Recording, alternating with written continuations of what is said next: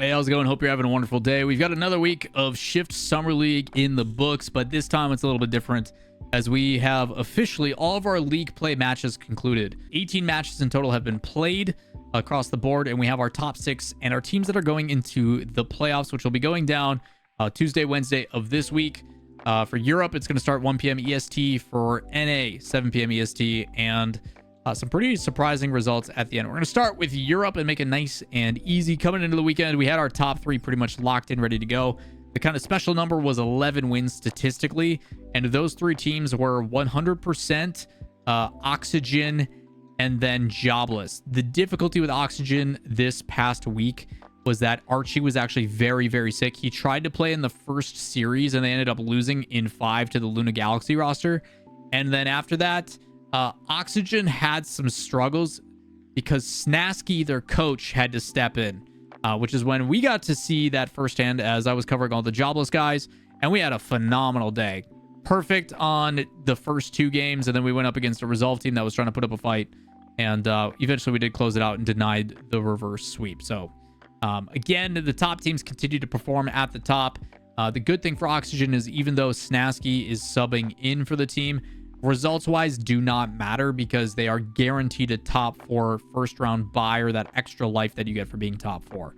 Obviously, seeding comes into play and making sure that you're trying to play the better or the worst team, or however it plays, because 1's going to play 4 and 2's going to play 3. So they were sitting in first, and I think they dropped down to 3rd by the end. So luckily for them, it ends up being the same team that they play either way, which we'll get into.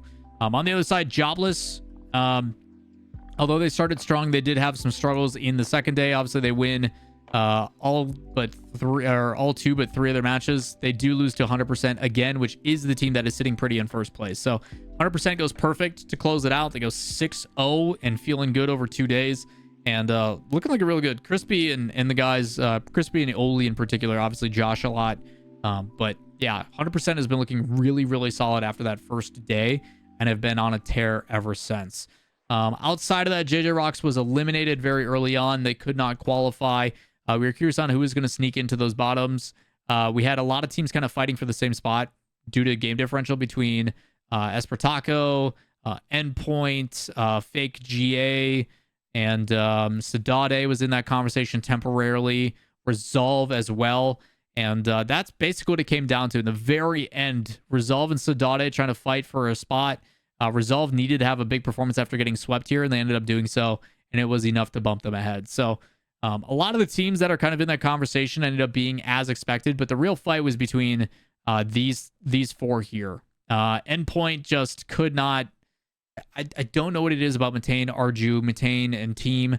When it comes to everything being online, doesn't matter if it's cash, doesn't matter if it's smokes, doesn't matter. Whatever it is about that team, when everything is on the line, they just fall short, and it hurts. I think it's only happened once where they made the top 8 when they were like, we control our own fate. And in this case, they ended up losing. So really tough game differential for those, so they're out. Same with Sadade. The difference being that 1 game, even if they would have tied, they wouldn't have had the game differential, so it didn't really matter. Jobless and Oxygen played last minute as well, and game differential wouldn't have changed anything there either, so it's kind of a null game, but... yeah, overall, Resolve and Espertaco are going to be your 5-6. The way the bracket works out then is 1 will play 4, 2 will play 3, and then these 2 teams will sit in the lower bracket waiting for the loser of those 2 matches, while the other 2 go on and move in the upper bracket.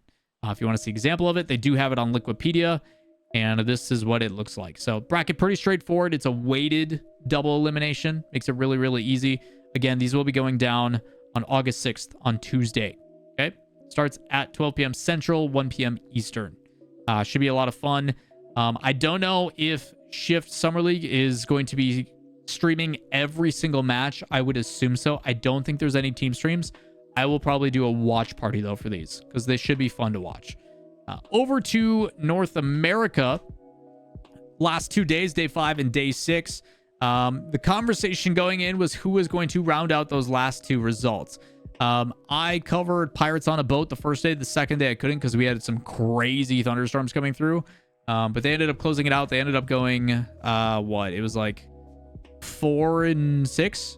So again, winning 75%, if I can do math right. 4 and 6 is 2/3.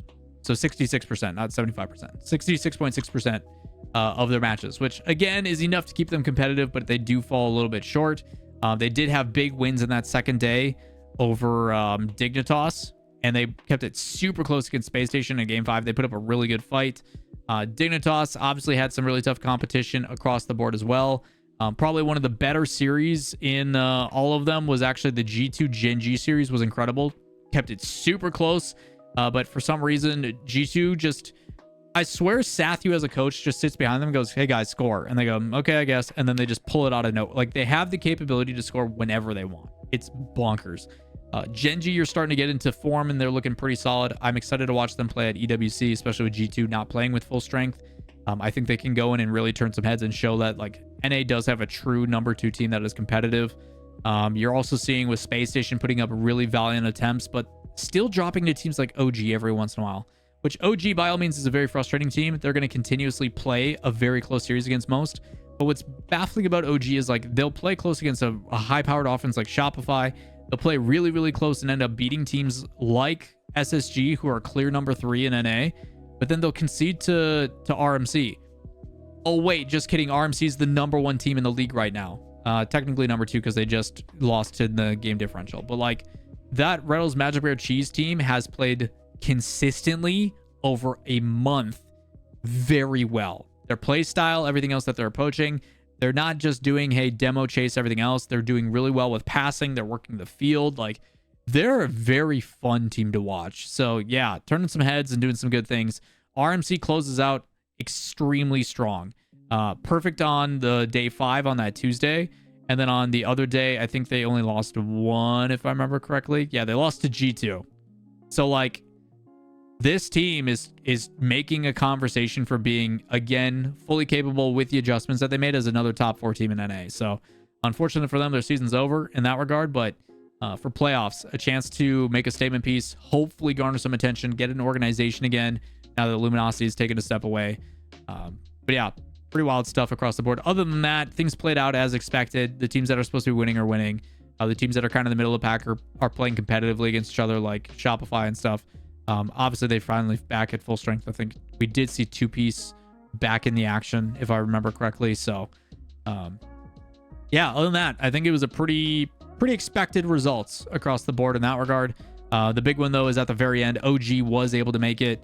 And this actually coincides exactly with the RLCS when we talked about tiebreakers at the end of the season.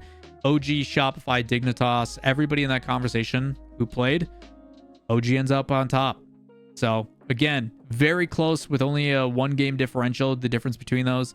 But if you take a look at the bracket like we did for Europe, it tells the tale of how things are going to play out. And it is spicy in NA. Obviously, with the top dogs playing, it's going to be like that. But we kick it off with G2 and Gen G playing each other, which is amazing. I'm so excited to see that. You've got RMC against Space Station, which RMC has been playing like that team lately. So, exciting stuff there. Loser of this goes down to Shopify. Loser of this goes down to OG, who many would argue is the tougher match. But again, it seems to be pretty close nowadays.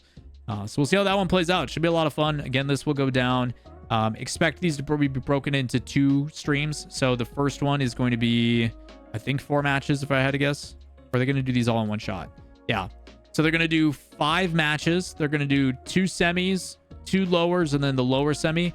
And then they'll do the finals with a bracket reset final as well on the following days. So that'll be Tuesday, Wednesday this week to pay attention to. A lot of fun and excitement. Shout outs again to Shift, not only for allowing teams to stream their matches, which for me, thanks to the Pirates on a Boat guys, as well as the Jobless guys for allowing me to do their team streams. But it's been a lot of fun. Shift Summer League with a league play is giving us something every week to look forward to, which is what league play has always done, even if some of the matches have kind of been one-sided. But yeah, it was a pretty good fight. You saw some players get some attention, like Talk, even though Fun took last place. They played a lot of game 5s and kept it close here and there. You saw moments of like Memory and Snasky and some of these coaches come in and make big performances. Memory even winning an MVP at once, which I forgot to mention. Snasky actually did take down a series, their first match of the day and the final day last Wednesday. Like, again, some cool moments, some cool things, some different iterations of teams. And hopefully this becomes a yearly thing. Either way, playoffs this week. Make sure you guys tune in. I'll be watching them here, twitch.tv/Lawler. If you guys want to make sure you don't miss it, like, subscribe, everything down below. It's greatly appreciated. And we'll see you in the next video. Peace.